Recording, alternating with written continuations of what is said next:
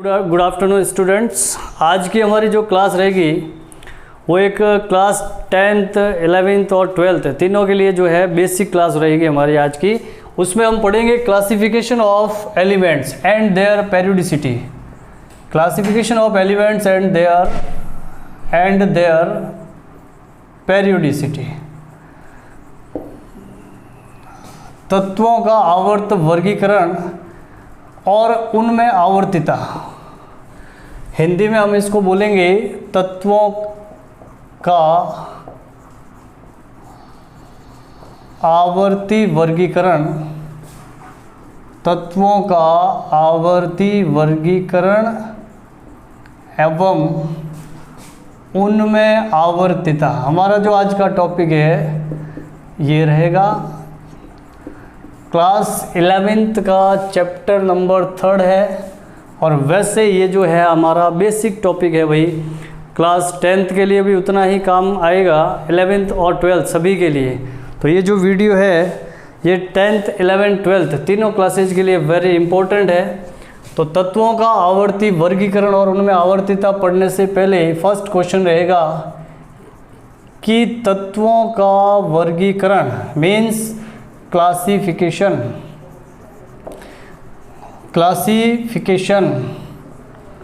जो है वो क्यों करते हैं, वाई। तत्वों का क्लासिफिकेशन क्यों किया जाता है, क्या ज़रूरत पड़ गई कि हमें तत्वों का क्लासिफिकेशन करना पड़ा। तो भाई उसका आंसर आपको ये देना है कि क्रमबद्ध व सुव्यवस्थित, क्रमबद्ध व सुव्यवस्थित, क्रमबद्ध और सुव्यवस्थित ज्ञान प्राप्त करने हेतु या सुव्यवस्थित अध्ययन करने हेतु, सुव्यवस्थित अध्ययन करने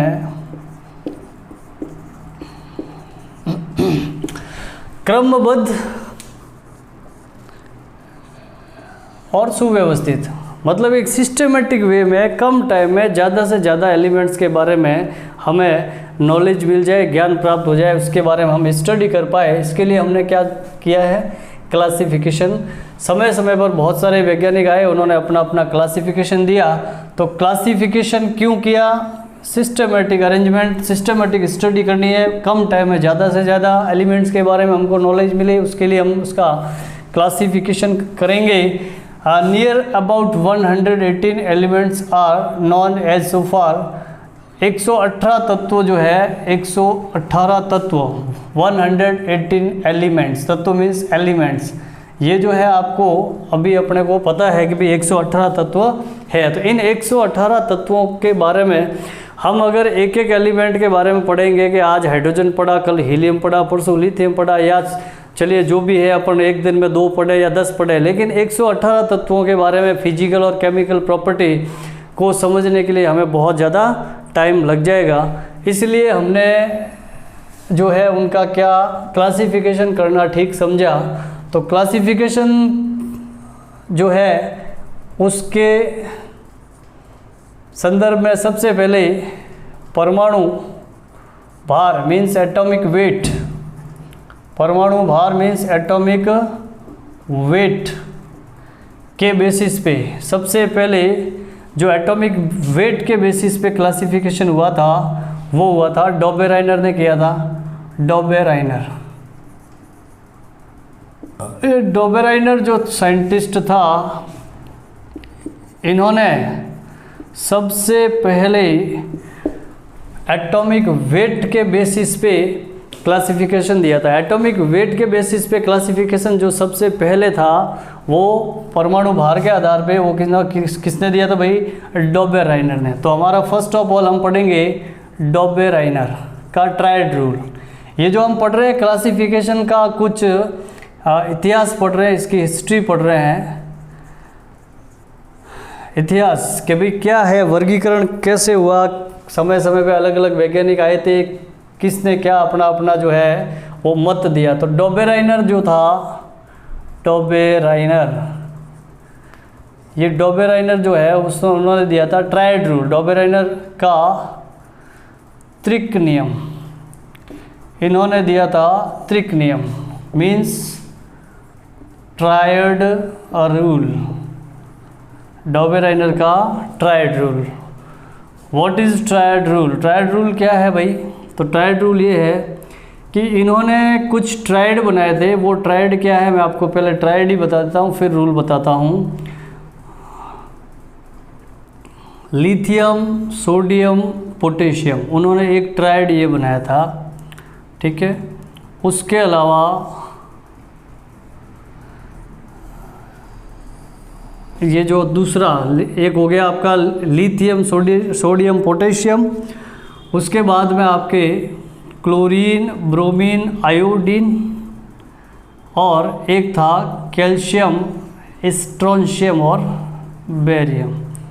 कैसे याद रखें इसको याद कैसे करें, इसकी ट्रिक बता रहा हूँ मैं आपको, जिससे आपको डॉबेराइनर के ये जो ट्रायड है 1, 2 एंड 3, ये तीनों लर्न हो जाएंगे।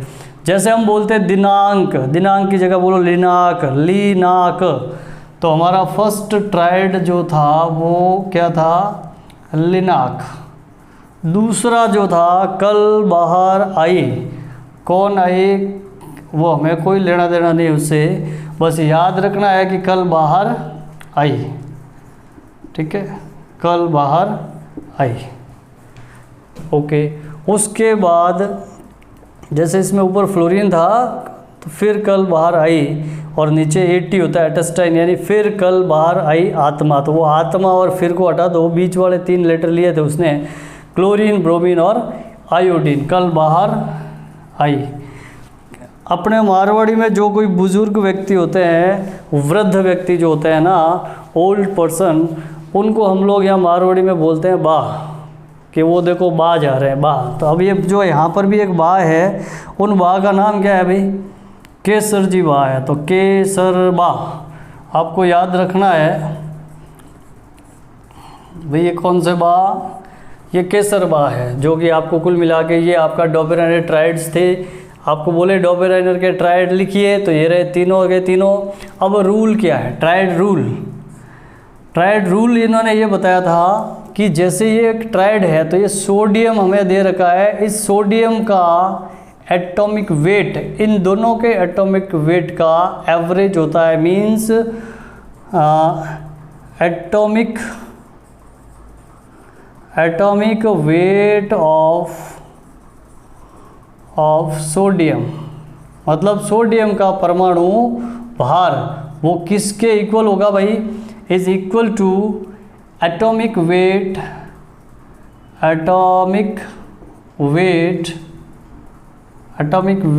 Of lithium plus atomic weight of potassium, atomic weight of lithium plus atomic weight of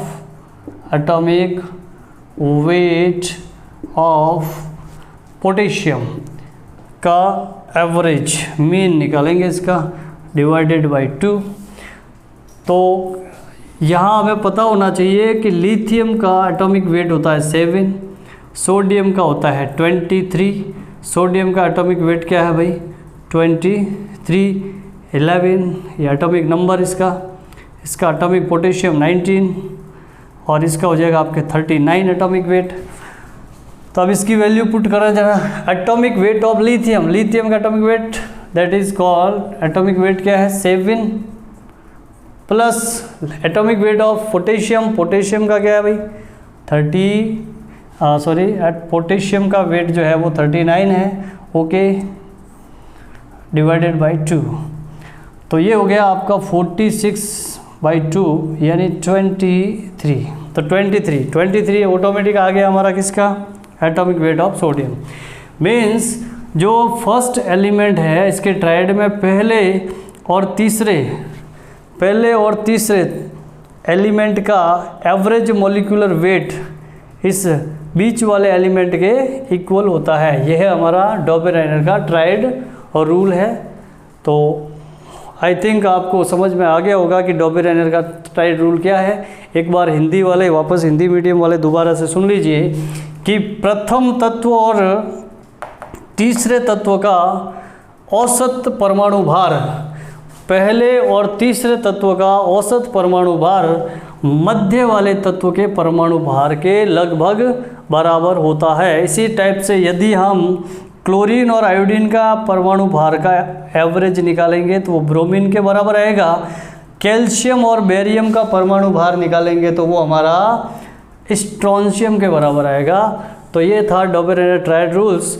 और इसके जो ड्रॉबैक है या डीमेरिट बोल सकते हो इसकी लिमिटेशंस क्या है, लिमिटेशन या डीमेरिट्स ड्रॉबैक, तो इसकी लिमिटेशंस क्या रह गई, क्या कमियां रह गई इसकी। लिमिटेशंस मीन्स कमियां और कमियां ही कमियां है भाई। क्या कमियां है? सबसे पहले ये केवल 3 त्रिक ही बना पाया। यह केवल 3 त्रिक ही बना पाया। चलिए कोई दिक्कत नहीं है। जब त्रिक 3 ही बने तो क्लासिफिकेशन आगे सारे एलिमेंट्स का हो नहीं पाया, तो ये रूल वैसे ही काम नहीं आया। बट हमें क्या है कि सिर्फ कमियां नहीं देखनी है भाई, किसी बंदे ने कुछ किया है तो उसकी अच्छाई भी देखनी चाहिए। डॉबेराइनर की सफलता क्या है, इनके सक्सेस क्या है? इनकी सक्सेस ये है कि ये पहले वैज्ञानिक थे जिन्होंने एटॉमिक वेट के बेस पर क्लासिफिकेशन किया था। तो ये भी ध्यान रखना है कि डॉबेराइनर ऐसे ही साइंटिस्ट, ऐसे ही वैज्ञानिक नहीं बन गए जो इनका नाम बुक में छप गया है। एक्चुअली इन्होंने जो है क्या किया था, परमाणु भार पर आधारित पहला वर्गीकरण इन्होंने दिया था जिसका नाम था ट्रायड रूल। चलिए, तो ये ट्रायड रूल है। आप यहाँ तक इसको एक बार वीडियो को पॉज करके स्क्रीनशॉट लीजिएगा या फिर लिख लीजिएगा। उसके बाद हम इससे आगे बढ़ते हैं नेक्स्ट क्लासिफिकेशन की तरफ, जिसको बोलेंगे न्यूलैंड अष्टक नियम।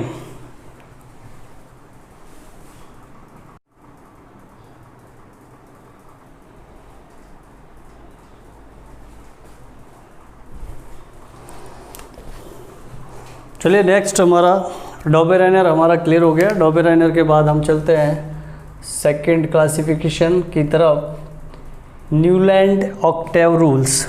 न्यूलैंड तो क्या है न्यूलैंड का अष्टक नियम? न्यूलैंड का अष्टक नियम ऑक्टेव रूल है। ये octave rule of Newland. Newland जो था, इन्होंने न्यूलैंड ने जो क्लासिफिकेशन किया वो भी इन्होंने भी एटॉमिक वेट के बेस पे किया था। एटॉमिक वेट के बेसिस पे किया था। परमाणु भार के आधार पर न्यूलैंड ने भी अपना जो अष्टक नियम दिया था, एलिमेंट्स को इंक्रीजिंग वेट के ऑर्डर में अरेंज किया था। परमाणु भार के बढ़ते हुए क्रम में तत्वों को जमाया था और बोला कि भाई फर्स्ट जो एलिमेंट है उसकी प्रॉपर्टी उसके बाद में आने वाले 8th एलिमेंट के सिमिलर होती है। ये जो सिमिलरिटी है या ये जो समानता है वो बिल्कुल वैसे ही थी जैसे कि संगीत के 7 सुर होते हैं, सा रे गा मा पा धा नी, और 8वें पे वापस से क्या आ गया भाई, सा। तो क्या मतलब हुआ कि फर्स्ट एलिमेंट जो है आपका 1 नंबर जिसको दे रहे हो उसकी प्रॉपर्टी किसके सिमिलर होती है, 8th के, यानी पहले तत्व। उसने क्या बनाए, 8 तत्वों के ग्रुप बनाए। उन्होंने कितने, ट्रायड रूल में क्या था, 3 तत्वों के ग्रुप बनाए, इन्होंने 8 के बनाए और बोला कि पहले के प्रॉपर्टी है वो 8वें के समान होती है। ठीक है ना। जैसे हाइड्रोजन, एक एग्जांपल के लिए मैं एक ले रहा हूँ आपके, हाइड्रोजन, हीलियम जो होता है आपका इनर्ट गैस है, छोड़ दो उसको, lithium, beryllium, boron, carbon, nitrogen, oxygen, fluorine.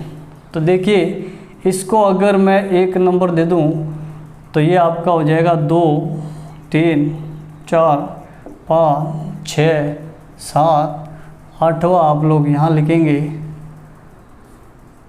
ये यहाँ पे फ्लोरीन। तो आपका फ्लोरीन के बाद जो चला जाएगा कौन सा,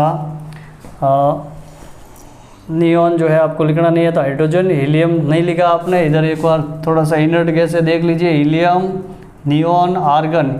ये जो गैसें थी नियॉन, आर्गन, उसी तरह से क्रिप्टॉन, जिनॉन, रेडॉन, ये जो हमारी इनर्ट गैसेज है, inert gases which is placed in 18th group या 0 ग्रुप, इनको जो है 0 ग्रुप के अंदर रखा गया है, पेरियोडिक टेबल के अंदर 0 ग्रुप में इनको रखा गया है। ये जो गैसेस थी उस समय जब इन्होंने न्यूलैंड ने अपना ऑक्टेट रूल दिया था तब इन गैसों की डिस्कवरी नहीं हुई थी। तो इनकी डिस्कवरी नहीं हुई थी तो इनको यहाँ पे कहीं रखना नहीं था।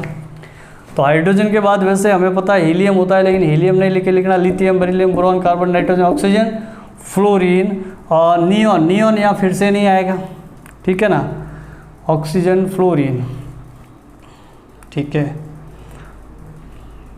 फ्लोरीन के बाद हमारा हो जाएगा sodium, magnesium, aluminium, silicon, phosphorus, sulphur. Sulphur के बाद वापस क्या आएगा भाई, क्लोरीन, फिर से यहाँ आ गया। कहने का मतलब यहाँ फ्लोरीन और सोडियम के बाद में बीच में फिर से क्या, कौन सी गैस आती है, यहाँ इन दोनों के बीच में क्या आती है, हीलियम, वो नहीं लिखनी है। या इन दोनों के बीच में कौन सी गैस आती है, नियॉन, वो भी यहाँ नहीं रखना है, बिकॉज उस समय इनकी डिस्कवरी नहीं हुई थी उस टाइम जब इन्होंने दिया था अपना रूल। तो रूल ये था कि जो हर जो है एलिमेंट है उसके बाद 8वां एलिमेंट जो आएगा वो उसके सिमिलर प्रॉपर्टी शो करेगा। मीन्स जैसे लिथियम जो है, ये लिथियम, मैं इस लिथियम को 1 मान लूँ तो अगर ये 1 है, फर्स्ट है, तो फर्स्ट के बाद में ये सेकंड हो जाएगा, first, second, third, fourth, fifth, six, seventh और ये 8th। वापस 8th किसको मिला, सोडियम को। इट मीन्स लिथियम और सोडियम की प्रॉपर्टी सेम है। अगर मैं बोरॉन को 1 नंबर मान लूँ, बोरॉन को 1 नंबर मान लूँ, बाकी सब मैं रफ़ कर देता हूँ, थोड़ा अच्छा लगेगा आपको, ज़्यादा रफ़ हो रहा है, ठीक है। तो बोरॉन को अगर 1 नंबर दे दूँ तो बोरॉन के भी सिमिलर प्रॉपर्टी वाला एलिमेंट न्यूलैंड के अनुसार कौन सा होगा, 8वां। तो 8वां कौन सा होगा, देखिए ये आपका फर्स्ट है, तो ये सेकेंड, ये थर्ड, ये फोर्थ, ये वैसे 5th, 6th, 7th और ये देखिए 8th आया। इट्स मीन इस बोरॉन की जो प्रॉपर्टी है वो किसके सिमिलर होगी, एल्यूमिनियम की, एल्यूमिनियम के। यानी कि ये जो है इन्होंने इस तरह से बनाया कि प्रत्येक पहला तत्व 8वें तत्व से समान प्रॉपर्टी, सिमिलर प्रॉपर्टी शो करता है, समान गुण दर्शाता है। यही इसका अष्टक नियम था। अब इसके अष्टक नियम के उसी तरह से टेबल और है आगे, अपने को ज़रूरत नहीं है समझने के लिए, ये बहुत है एग्जाम्पल इतना यहाँ से। चलिए इसके क्या लिमिटेशन रह गई, लिमिटेशंस यानी कि कमियां, सीमाएं। क्या सीमाएं रह गई इसकी, क्या इसकी कमियां रह गई, क्या इसके ड्रॉबैक रह गए। नंबर फर्स्ट, सबसे पहली कमी मैं ये बता रहा हूँ आपको, ये वाली, कि अक्रिय गैसों की खोज के बाद, अक्रिय गैस है, अक्रिय गैसों की खोज यानी डिस्कवरी के बाद, अक्रिय गैसों की खोज के बाद प्रथम तत्व के गुण, प्रथम तत्व यानी फर्स्ट एलिमेंट के गुण यानी प्रॉपर्टी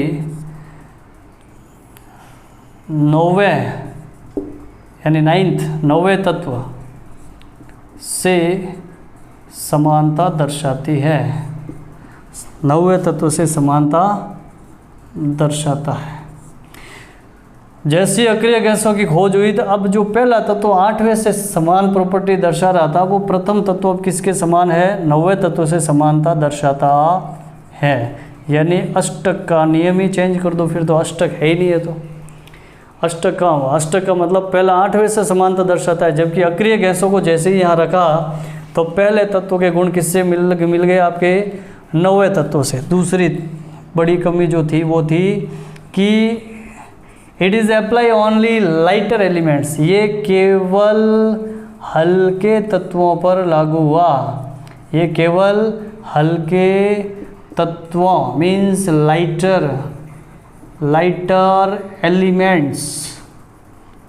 एलिमेंट्स, ये केवल हल्के तत्वों पर ही अप्लाई हुआ, केवल लाइटर तत्वों पर लागू हुआ। तीसरी बात, ठीक है। उसके बाद अपन लिखते हैं इसके अंदर, इन्होंने कहा था कि प्रकृति में, नेचर में, प्रकृति में 56 तत्व थोरियम तक, है ना, प्रकृति में 56 तत्व थोरियम, प्रकृति में 56 कौन सा है, थोरियम तक ही होते हैं। वापस से लाइन को थोड़ा सा मैं ठीक कर रहा हूँ, सिस्टमेटिक कर रहा हूँ, आप दोबारा देखिए एक बार। प्रकृति में कुल 56वां तत्व कौन सा है, ब्रैकेट में लिख देते हैं, थोरियम। प्रकृति में कुल 56 तत्व ही विद्यमान है, मतलब इतने ही होते हैं, विद्यमान है। और भविष्य में कोई भी नए तत्व की खोज नहीं होगी, भविष्य में नए तत्व की खोज नहीं होगी। भाई ये क्या है, ये बाबा जी बन गए भाई, ये साइंटिस्ट थे, और साइंटिस्ट होने के साथ साथ साइंटिस्ट जो होते हैं उनको ऐसी बातें नहीं करनी चाहिए। प्रकृति में 56 तत्व है और भविष्य में कोई भी नए तत्व की खोज नहीं होगी, ऐसा कैसे पॉसिबल है। हम जानते हैं, we know very well that कि अभी जो है वर्तमान में 118 एलिमेंट्स है टोटल, तो कहाँ 56 कहाँ 118, जो इन्होंने बोला था उससे डबल से भी ज़्यादा एलिमेंट आ गए, ठीक है। उसके अलावा भारी तत्वों पर, हल्के पे हुआ ना, हमने लिखा था हल्के तत्वों पर, यानी आप एक कमी लिख देना कि भारी तत्वों पर, हैवियर एलिमेंट जो होते हैं, भारी तत्वों पर अष्टक नियम नहीं लगता, अष्टक नियम जो है वो नहीं लगता। मैं शॉर्ट में बता रहा हूँ, आप समझ जाना। जो हैवियर एलिमेंट्स है उनके ऊपर भी ऑक्टेव रूल फॉलो नहीं कर सकता। तो ऑक्टेव रूल में यही ध्यान रखना है कि भाई संगीत के जो सुर होते हैं, सारे गामा पादा निसा के बेस पर इन्होंने अपने नियम की तुलना संगीत के सुरों से की, और बोला क्या कि प्रथम जो एलिमेंट है वो 8th element, first element 8th element से सिमिलर प्रॉपर्टी शो करता है। उसके बाद कुछ आप कमियां देख लेना, उससे ज़्यादा ऑक्टेट रूल में आपके कुछ नहीं आने वाला है। ऑक्टेट रूल हो गया क्लियर। ऑक्टेट के बाद में हम चलते हैं, एक और क्लासिफिकेशन दिया था जो था आपका लोथरमेयर। हमारा नेक्स्ट जो टॉपिक रहेगा लोथरमेयर, थर्ड क्लासिफिकेशन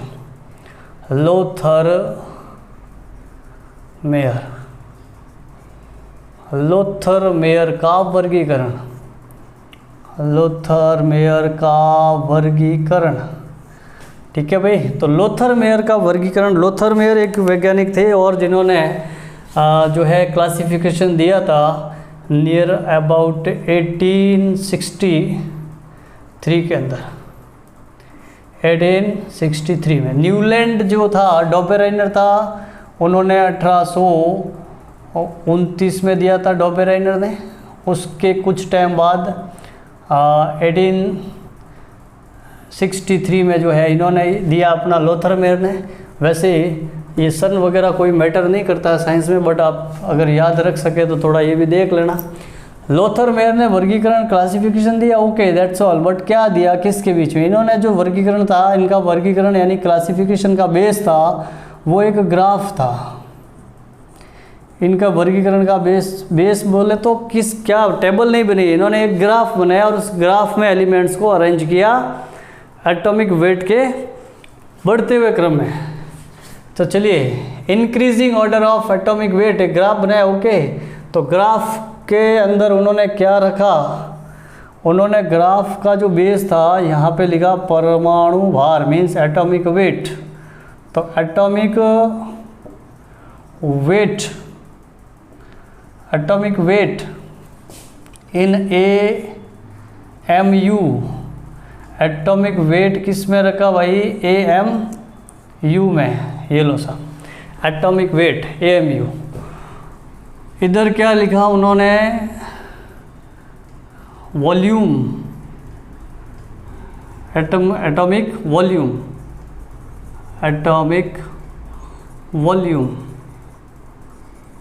वॉल्यूम इन सेंटीमीटर क्यूब। एटॉमिक वॉल्यूम बोले तो परमाणु आयतन और परमाणु भार, परमाणु आयतन और परमाणु भार के बीच में लोथर मेयर ने क्या बनाया भाई, ग्राफ। और क्या बोला कि ये जो ग्राफ बना रहा हूँ, इस ग्राफ के अंदर कुछ एलिमेंट्स, ये जो ग्राफ है कुछ इस प्रकार का था, इनका ग्राफ कुछ इस प्रकार का था, ये इस टाइप का,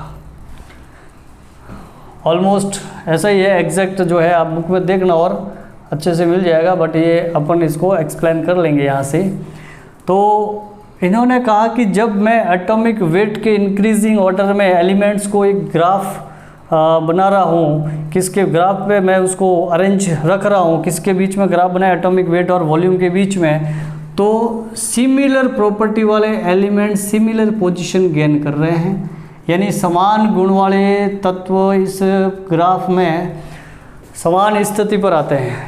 यानी कि इन्होंने बात ये बोली थी कि परमाणु आयतन और परमाणु भार के बीच में घनिष्ठ संबंध होता है, परमाणु भार और आयतन के बीच में घनिष्ठ संबंध होता है। यानी यदि परमाणु भार और आयतन के बीच ग्राफ खींचा जाए, तो ये जो परमाणु भार और आयतन में ग्राफ खींचे, तो ऐसे जो आपके एलिमेंट जिनके प्रॉपर्टी, जिनके गुण सिमिलर है, समान है, उनको इसमें जो स्थान मिलेगा, जो पोजीशन मिलेगी, वो पोजीशन भी क्या मिलेगी, समान पोजीशन मिलेगी आपके। जैसे यहाँ पे मैंने लिया ये जो है, यहाँ पे उसको क्या मिला आपके, लिथियम, सोडियम, पोटेशियम और रुबिडियम, आगे वैसे सीजियम, कुल मिला के जो आपके एल्काली मेटल्स है, एल्काली मेटल्स मीन्स क्षारीय धातुएं। तो क्षारीय धातुएं जो थी उनको इस ग्राफ में शीर्ष स्थान मिला। क्षारीय धातुओं ने इस ग्राफ में कहाँ स्थान प्राप्त किया, शीर्ष पर। उसी तरह से जो आपकी क्षारीय मृदा धातुएं थी, बेरिलियम, मैग्नीशियम, कैल्शियम, स्ट्रोंशियम, तो ये जो है आपके इसकी ग्राफ की अवरोही भुजा है। अवरोही होता ना, असेंडिंग डिसेंडिंग, तो ये असेंडिंग डिसेंडिंग आप समझ गए होंगे क्या है चीज़। यहाँ पे जैसे ये आपका क्या है ये असेंडिंग है और ये डिसेंडिंग, ये असेंडिंग डिसेंडिंग, ये असेंडिंग ये डिसेंडिंग, ये हुआ असेंडिंग ये डिसेंडिंग। तो आपका डिसेंडिंग जो साइड है ये आपकी ग्राफ की आरोही भुजा है, आरोही, वो तो वहाँ पर तो आया fluorine, chlorine, bromine, iodine, okay. और बाकी जो इसकी अवरोही भुजा है वहाँ पे बेरिलियम, मैग्नीशियम, कैल्शियम, स्ट्रोंशियम, ये अवरोही पे ये इन्होंने स्थान प्राप्त किया है। अल्कालाइन अर्थ मेटल है, अर्थ मेटल्स मतलब सॉरी क्षारीय मृदा धातुएं जो थी उनको भी सबको समान स्थान मिला। फिर जो ट्रांजिशन एलिमेंट थे, संक्रमण तत्व, उनको इस ग्राफ में कहाँ मिले, नीचे स्थान। ट्रांजिशन एलिमेंट को कहाँ स्थान मिला, कहाँ पोजीशन मिली भाई, नीचे की तरफ। क्या समझ में आया? समझ में हमें ये आया कि भाई कुल मिला के आरोही, अवरोही, शीर्ष भाग और ये आपके जो इसके सबसे नीचे का भाग है यहाँ पे, ये कुल मिला के 4 पार्ट में 118 तत्वों को अगर ग्राफ के अकॉर्डिंग 4 पार्ट में बांट के स्टडी करेंगे तो मामला बहुत टिपिकल हो जाएगा। क्योंकि जैसे ये बेरिलियम को आपने अवरोही कहा, दूसरे और भी तत्व एलिमेंट्स हैं वो भी यहाँ आएंगे। यहाँ बहुत सारे आएंगे। तो अब इन सब इसके लिए ROE इन सब के प्रॉपर्टी सिमिलर होती नहीं है, तो यहाँ पे बहुत सारे एलिमेंट्स आते हैं, उनके बारे में अगर अपन ग्राफ के अकॉर्डिंग स्टडी करेंगे तो बड़ी दिक्कत आएगी। ये ग्राफ जो है क्लासिफिकेशन के हिसाब से देखा जाए तो ठीक नहीं है, यानी कि 118 एलिमेंट्स का आप ग्राफ प्लॉट करेंगे तो बहुत टिपिकल हो जाएगा, इतना जो है क्लासिफिकेशन अच्छा सा नहीं हो पाएगा। इसलिए ये लोथर-मेयर का वर्गीकरण है वो भी सक्सेस नहीं रहा, क्योंकि सारे एलिमेंट्स को वो इस ग्राफ पर इंक्रीजिंग एटॉमिक वेट के इंक्रीजिंग ऑर्डर में अरेंज नहीं कर पाए। लोथर-मेयर भी जो है वो अनसक्सेस रहे। लोथर-मेयर के बाद में जो आए साइंटिस्ट हमारे मेंडेलीव, उन्होंने कुछ आपके अच्छा किया था। क्या अच्छा किया था, क्या उनका था, वो थोड़ा इम्पोर्टेंट है लोथर-मेयर से भी। लोथर-मेयर में आपको मैंने ये ध्यान रखना है कि ग्राफ प्लॉट किया था किस किस के बीच में। ये जो ग्राफ है according to graph Lothar Meyer graph atomic volume and atomic weight के बिटवीन जो है हमने ग्राफ प्लॉट किया है। और ये थोड़ा ग्राफ की प्रैक्टिस करना बढ़ा के चलिए हम आगे बढ़ते हैं। हमारा क्लासिफिकेशन नंबर फोर्थ क्लासिफिकेशन में हम पढ़ेंगे मेंडेलीव पीरियोडिक लॉ। मेंडेलीव का क्या नियम भाई? मेंडेलीव का आपका आवर्त नियम मेंडेलीव। तो मेंडेलीव ने क्या बोला कि भाई तत्व, इसका बेस क्या था? मेंडेलीव का बेस था वही सेम एटॉमिक वेट। बोला क्या इन्होंने कि तत्वों के भौतिक तथा रासायनिक गुण उनके परमाणु भारों के आवर्ती फलन होते हैं। दोबारा सुनिए एक बार, हम पढ़ रहे हैं मेंडेलीव का आवर्त नियम या वर्गीकरण जो है, इन्होंने क्या नियम दिया? इनके नियम का आधार क्या था, बेस क्या था? इनका जो बेस था हमारा आधार यानी कि बेस, वो था atomic weight. Atomic weight means परमाणु भार। तो एटॉमिक वेट परमाणु भार के आधार पर इन्होंने क्लासिफिकेशन दिया था और इन्होंने अपना एक रूल दिया था। वो रूल ये था भाई कि तत्वों के भौतिक तथा रासायनिक गुण उनके परमाणु भारों के आवर्ती फलन होते हैं। तत्वों के भौतिक तथा रासायनिक गुण उनके परमाणु भारों के आवर्ती फलन होते हैं। तो क्या बोला मैंने आपको? तत्वों के, तो क्या बोलेंगे अपन? The physical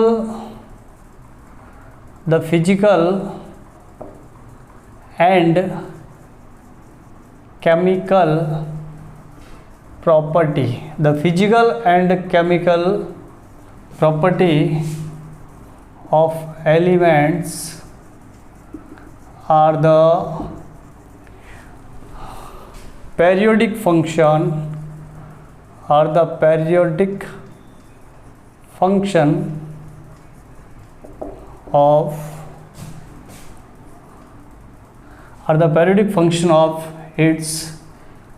of their atomic weight। ये इसका लॉ है, यानी तत्वों के भौतिक तथा रासायनिक गुण उनके परमाणु भारों के एटॉमिक वेट के आवर्ती फलन होते हैं। तत्वों के भौतिक तथा रासायनिक गुण उनके परमाणु भारों के आवर्ती फलन होते हैं। अर्थात इन्होंने भी जो है ना क्या किया था, परमाणु भार के बढ़ते हुए क्रम में तत्वों को अरेंज किया था, ठीक है ना। बट इनकी जो टेबल थी, वो जो इनकी वर्गीकरण की सारणी थी, वो भी सक्सेस नहीं रही थी, असफल रही थी। क्या कारण थे उसके? कुछ असफलता के, एक तो इनका रूल पढ़ लेना आप लोग, ये इनका रूल है जो इम्पोर्टेंट है। पीरियोडिक टेबल की ज़रूरत नहीं रहेगी, और रूल के साथ साथ इसके वही आपके लिमिटेशंस क्या रह गई इनकी लिमिटेशंस। तो लिमिटेशंस जो है वो कुछ लिमिटेशंस है, मैं शॉर्ट में बता रहा हूँ, आप लोग एक बार समझ लेना लिमिटेशंस क्या रह गई है। जो आवर्त नियम है इसके अंदर इसका जो आपका परमाणु बाहर के बढ़ते हुए क्रम में जमाया, बट इन्होंने जो किया था एक तो हाइड्रोजन की position of hydrogen, position of hydrogen, no proper position, ऐसे लिख लेना आप, no proper position for hydrogen in its periodic table. पूरी लाइन लिख लेते हैं हम, no proper position of, no proper positions of hydrogen in periodic table. Periodic table में हाइड्रोजन को कहाँ रखा जाए वो कोई प्रॉपर उसके बारे में नहीं बताया। No any position, no any positions for lanthanoid and actinoids. LNAN means lanthanoids actinoid, मतलब लैंथेनॉइड्स और एक्टिनॉइड्स को भी इन्होंने अपनी पेरियोडिक टेबल में कोई स्थान नहीं दिया, हाइड्रोजन को कोई स्थान नहीं दिया, उसके अलावा लैंथेनाइड एक्टिनाइड को कोई प्रॉपर पोजीशन नहीं दी कि भाई कहाँ, नो एनी पोजीशन। देखो यहाँ प्रॉपर पोजीशन नहीं दी, यहाँ उनको पोजीशन ही नहीं दी, मतलब स्थान दिया ही नहीं। लैंथेनाइड एक्टिनाइड इनकी टेबल में नहीं थे। उसके अलावा जो आपके आइसोटॉप होते हैं, no any position, no any position for isotope. भाई एक आपको आइसोटॉप की बात ध्यान रखनी है, ठीक है। आइसोटॉप हाइड्रोजन के जैसे आइसोटॉप होते हैं आपके 1H1, 1H2, 1H3, ये हमारा प्रोटियम, ये ड्यूटेरियम, ये ट्राइटियम। तो हाइड्रोजन के 3 आइसोटॉप है पेरियोडिक टेबल में, तो एक ही हाइड्रोजन रखा हुआ है। तो एटॉमिक वेट के इंक्रीजिंग ऑर्डर में अरेंज किया है, इट मीन्स 1, 2, 3, तो ये तो इंक्रीजिंग ऑर्डर के हिसाब से तो हाइड्रोजन टेबल के अंदर 3 स्थान पे होना चाहिए। समझ रहे हैं? दोबारा सुनिए, एटॉमिक वेट के बढ़ते हुए क्रम में जमाया, ओके मान लिया। तो हाइड्रोजन का एटॉमिक वेट 1 भी होता है, 2 भी होता है और 3 भी होता है। इट मीन्स हाइड्रोजन जो है हमारा, उसके 3 आइसोटॉप है, तो तीनों को स्थान 3 जगह स्थान मिलना चाहिए, बट वो ऐसा नहीं है। मतलब हाइड्रोजन जो है उसके आइसोटॉप होते हैं, और आइसोटॉप को यहाँ पे और भी बहुत सारे एलिमेंट है जिनके आइसोटॉप होते हैं, बट उन सबको इन्होंने अपनी पेरियोडिक टेबल में कोई स्थान नहीं दिया। तो no any proper position for the isotope. Isotope के बारे में इनकी टेबल से कोई जानकारी नहीं मिलती है। उसके बाद 4th और 5th आप 2 पॉइंट और लिख देना कि जो सिमिलर प्रॉपर्टी के एलिमेंट्स थे उनको उन्होंने डिफरेंट ग्रुप में रख लिया। मैं एक शॉर्ट में लिख रहा हूँ कि ऐसे एलिमेंट जिनकी प्रॉपर्टी थी सिमिलर, तो सिमिलर प्रॉपर्टी वाले एलिमेंट्स को उन्होंने कहाँ रख लिया, डिफरेंट ग्रुप में एक। और दूसरा मैं आपके इसी का रिवर्स कर देता हूँ कि different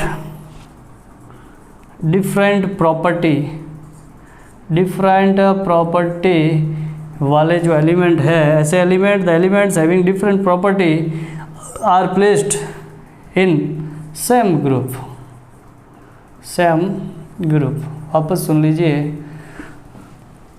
the elements having the similar property are placed in different group and different property वालों को रख दिया इन्होंने सेम प्रॉपर्टी,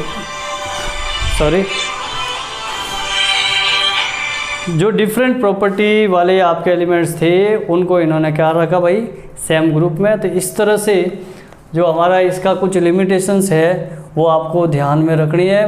क्वेश्चन आता है what is the Mendeleev rule, right any 2 or 3 limitations for Mendeleev rule.